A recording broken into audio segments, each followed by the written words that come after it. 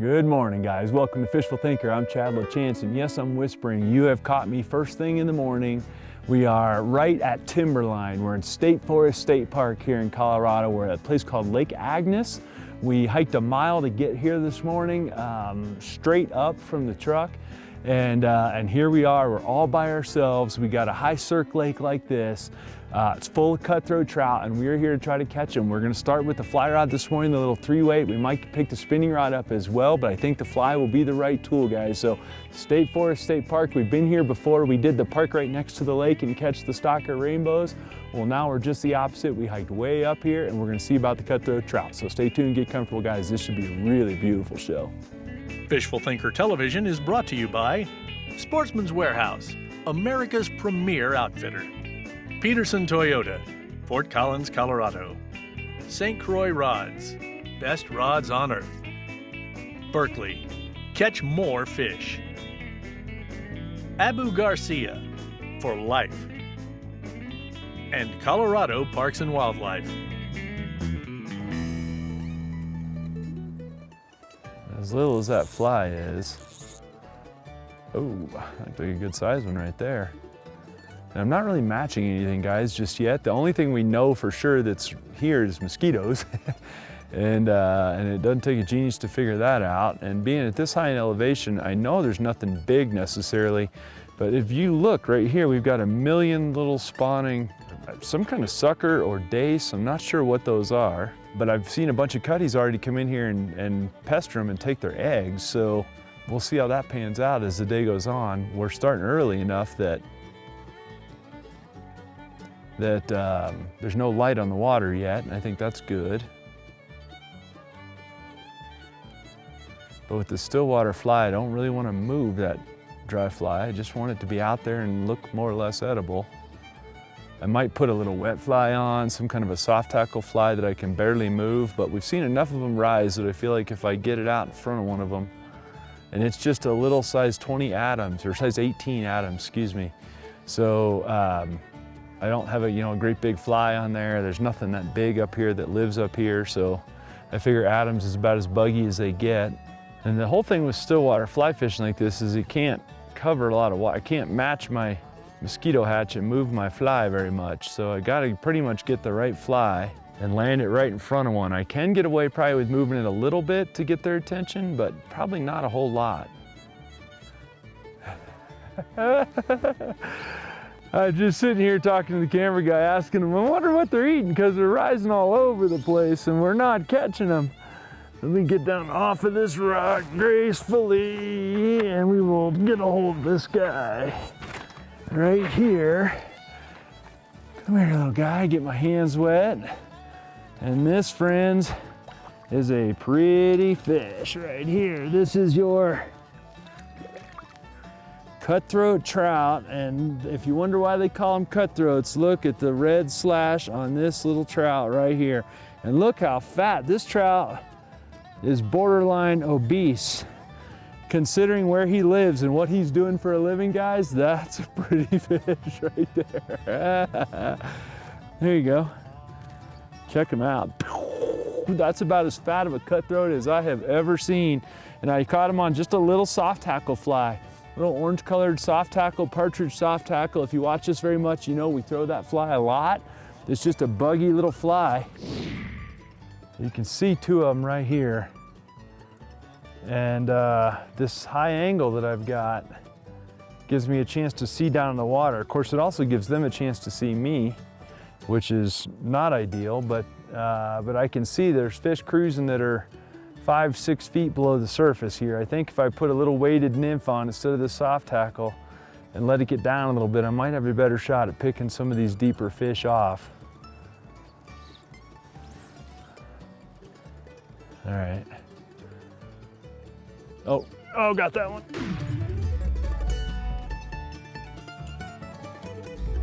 There we go. Well, guys, we just did our open right here, and now I am 2 and I think 3 casts.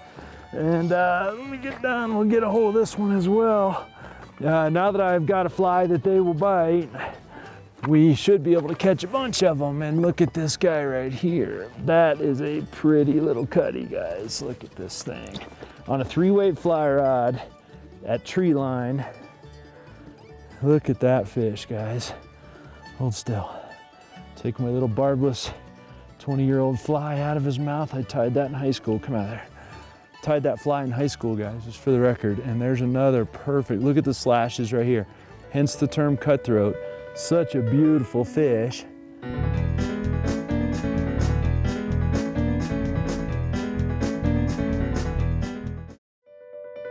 Fishful Thinker Television is brought to you by Ranger Boats, still building legends one at a time. Evinrude, spend more time on the water.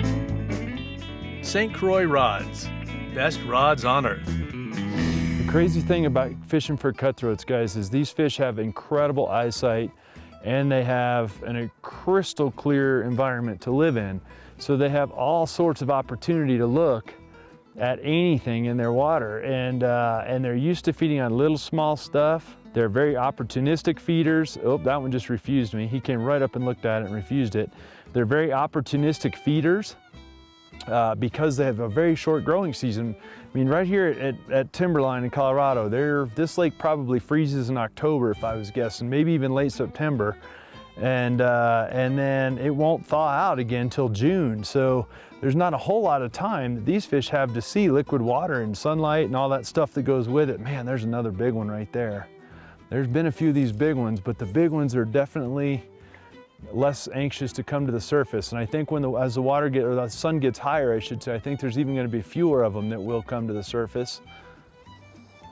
Put one down the bank, throw it just off the drop off to where the fish are comfortable, where they don't have to get up on the shallow rocks to get it.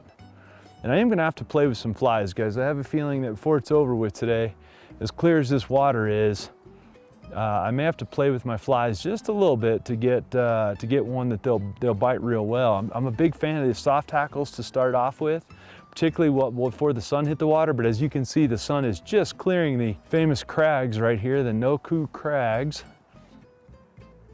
No, he looked, but he pulled away. I'm just gonna let it keep sinking though, because I think, here comes another one. He got it. Oh God, I missed him. Golly, he just swam over there so deliberate that it was stupid. He didn't even slow down, he just swam right up there and swallowed it. How did I miss him? He didn't even spook. If you're gonna come to State Forest State Park to fish, this lake is flies and lures only. It is a little bit different situation than some of the others like Michigan Creek that we filmed on, where you can park your truck right next to it and go fishing, you know. This is a hike-in situation. It's artificial flies and lures only, nothing salted, nothing scented, none of my gulp or power baits here, unfortunately. So not that I expect that some of that would be terribly productive here anyway. These fish are pretty solid bug eaters. Oh, look at this big one's trying to get my fish. Look at that. This big cutty's trying to get my fish. Look at the size of that cutthroat. Check him out. Check him out. Come on over here, little cutthroat. Bring the big one with you. Guys, we need a streamer fly. We don't need this little cutty that I just caught was being completely manhandled by that little guy, or that big guy. Holy schmoly, guys.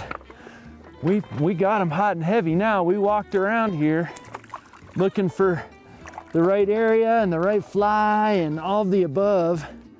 And I think we have found it, that's for sure. We're about 150 yards from where you can first see the lake. Come out of there, I got that one right in the corner of the mouth. Come out of there. There you go, buddy. Another beautiful, look at these guys. These are all beautiful little cutthroat. Okay, now one thing we've always said is that trout are excitable. Well, I just threw out this little tiny grub because we're getting some wind starting to come up, and I went ahead and rigged the other rod. It's a 1-inch Johnson grub, unscented grub on a little tiny jig head. And I threw it out just to see how it would sink. And I got him, there you go. Look how easy that was. Look how pretty. And as I let it sink to the bottom, just to see how it was gonna sink, I saw one of the biggest ones we've seen cruise by just roll down and eat it. And the camera wasn't on, and I was literally just testing to see how it worked. But I have a feeling the little jig might end up being a good deal. So we're gonna go back and forth as we do in a lot of our shows, guys, spinning tackle and fly tackle. And I preach always that it's the way to have the most fun. We've already caught a bunch of fish on fly tackle, but this is a 5'6" ultralight with 3-pound test nanofill. It's a little St. Croix Trout Series rod. It's 2-piece. And even little tiny, here he comes. Oh, bud, I missed him. Oh, bud. They are gonna eat this little grub up, guys. I have a feeling. He turned right around and smashed it like he'd never seen a grub in his life. Oh yeah, he probably hasn't ever seen a grub in his life. Yeah, there's that. Oh, bud, that's awesome. Now, if I can get my timing down with the grub and get the right sink rate down, we could end up catching a bunch of them with it. And the beauty of the grub is it's a single hook. It's, you know, it's a very simple way to catch fish. It's inexpensive. And this little St. Croix right here is so small and easy to backpack with. And with 3-pound test nanofill and an ultralight rod, there's not a whole lot to get between you and the fish. Got him. All right. Oh, bud, looks like I foul hooked him though. I saw him pick it up. Oh no, I foul hooked him. Oh, that is not a good sign, guys. So we're gonna let him be gentle. That is not a good sign. It's a single barbless hook, and somehow I managed to foul hook this fish. I watched him turn around and pick it up, and maybe he just mouthed at it, but now I'm stuck to him. And so we're going to be gentle about him, and I hate foul hooking fish, but the flip side of it is, oh, but that's a slob of a cutthroat too. Oh, bud, here we go. This ought to be interesting before it's over with. And oh, and he pulled off, and I'm fine with that. Considering where he was hooked, I'm fine with that. I saw that he was foul hooked on the back. And you can see these guys cruising right here, and I've got a little single barbless jig right there, and you can see these guys cruising right here. And so I just took out, I threw down in front of him. I watched him roll over and eat it, or at least pick it up. And I don't know if here comes another one. Ooh, this guy almost picked it up right here in front of us.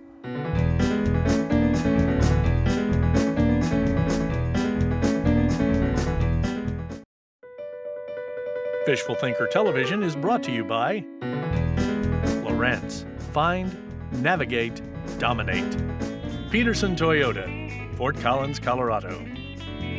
Colorado Parks and Wildlife. Really what State Forest State Park is most famous for probably is its moose. It's home to more than 600 moose. We saw 3 so far today, all bulls, including one really nice bull. A lot of moose in the park here, but also a very high population of elk. And believe it or not, that's really what a lot of people come here to do in the park is to hunt elk. And the beauty of it is here in Colorado, when you buy your out-of-state elk tag, if you're coming from out of state, when you buy your out-of-state elk tag, it's gonna come with a fishing license for you, so you can fish while you're here. And realistically, if you're coming elk hunting anywhere near here, or anywhere near State Forest State Park, not even just Agnes per se, you probably wanna bring a fishing rod. They also have backcountry yurts that are remote. You can do primitive camping. Horseback riding is big. There's even some corrals in some of the camps around here, so that guys that are here maybe elk hunting can get back into the backcountry on horses. But with 71,000 acres and joining the wilderness area adjacent to it as well, there's so much places in the backcountry, so many places that you can be all by yourself, which is fantastic, but also puts you in a position of taking care of yourself. So that's an important thing to keep in mind. Anytime we're gonna come up here, we're only a mile from the truck, but I'm still prepared for more stuff than I would be if I wasn't this far from my truck. I mean, obviously we're at high elevation. There was people skiing here not very long ago. Looks like some hike-in skier guys. I think when you're talking about catching cutthroats, it has as much to do with where you catch them and where they live as anything else. There's just something about the high altitude. They require crystal clear water, you know, very pristine environment. So you end up in places like this, and this might be even more pretty than normal, but any place over my life that I've ever caught them, they've all been really pretty type spots. Some of them are very obviously in active spawning, and then every now and then one of them will just spin around and grab our stuff. And so we don't mess with spawners for the most part when it comes to fish. Every now and then we'll mess with some bass or something, but I'm certainly not gonna mess with high mountain cutthroats that are on beds, but a percentage of them will just turn around and eat. And so there, it tells me that they're not spawning, that they're up here cruising. And we've also seen a big number of what I believe are dace, although I won't swear to that. They could be some sort of sucker. I probably should know what they are, but I don't. But we've seen a fair number of them spawning as well, and we actually watched cutthroats stirring their nests up and eating their eggs. So anything's possible as far as that goes. Some of these cutties could be done spawning and they're literally eating the eggs from the others. It's hard to say.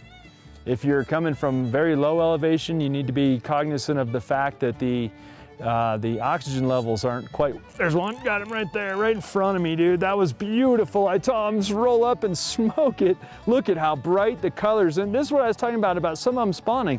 This fish is cruising right with the spawning fish, and you can see he swallowed that jig. He just swallowed it. He goes swimming by, and he's going this way, and I watched him, and I hopped it off the bottom, and literally he just darted forward, and I just set the hook. I'm like, the way he darted, the only thing he would have done was eat my little jig, and he did just that, and he smashed that little jig. Look at the colors on these fish, guys. If you're gonna go in a saltwater aquarium store, this is what you wanna order up. Right here is one of these. Look how pretty. Come here, buddy. Oh my gosh, that's a beautiful fish. You set this down and open the bail. And look at this, dude. He ate that jig too. That jig is gone. Look at that. Oh, geez. Let me get my pliers out here. We're gonna be real nice to this guy.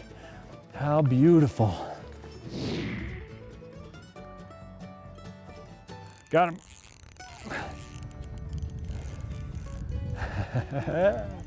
Just keep working. It's what makes work going around these big banks. It's what makes it worthwhile, guys.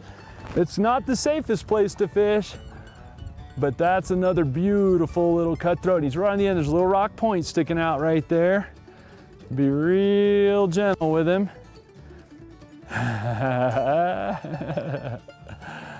Oh, how pretty is that? Come here, fish. Let's see if we can gracefully get down here. We can get a hold of him, hooked right in the tip of the snout. All right. How pretty is that? And then you can see, I think you were seeing, we were just rolling. Watch this when he swims out of here. Watch, come on up, ready? Watch this, watch how clear. Look at that. And just about where he disappears, now he's gonna parallel there, but just about where the bank disappears, where you cease to get light penetration, I'm figuring out that's the magic depth range. And so if the camera pans just ahead of me towards these people, there's a little point sticking out. I threw right off the end of that and made one cast. And it disappeared out of sight, popped it up off one time, and pow, just like that, we were bit. But this is no joke. Where we're fishing, as far as steepness and stuff, you could break an ankle, so be careful, but it's worth it.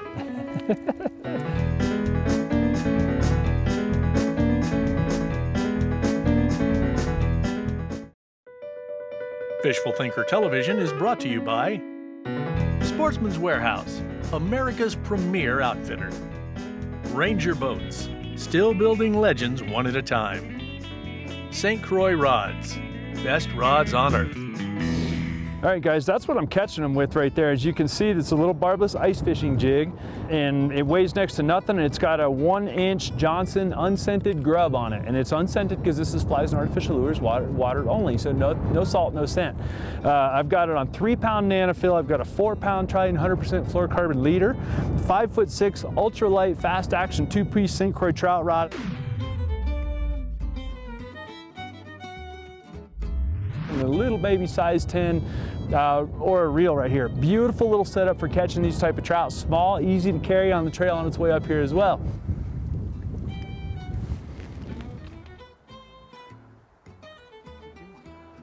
Dancing.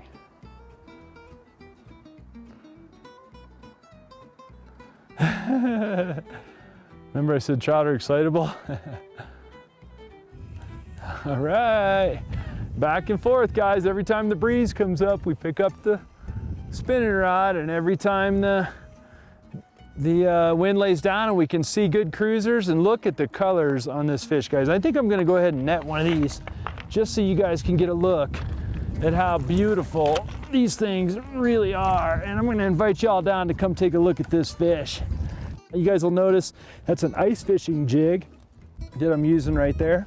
That's how little it has to be. It's a little ice fishing jig with a 1-inch Johnson unscented rubber trailer on it there. And that's a good little bait. And I want you to look at this fish. and he can swim around in the fray bill. Let's turn him around here. Look at the crazy colors on that fish. I mean, that is an unbelievably beautiful fish, and you know, they're the only species of trout native to Colorado is, of course, the cutthroat trout. I mean, that is crazy. Look at the hues on his fins, and try to get him rolling the side just a little bit here. I don't want to cramp him, and I don't want to hurt him, guys. They're not going to eat these guys or anything. So, but look at all the different crazy colors on them. And I mean, that is an absolutely beautiful fish, guys, and I am not kidding. And these cutthroats, there's, you know, a bunch of subspecies of cutthroats and a bunch of ins and outs that go with all that. But here at Lake Agnes, there seems to be plenty of them, and we're gonna take just a good minute to look at him. Obviously, he's breathing just fine. He's not crowding the net, so it ain't hurting him any.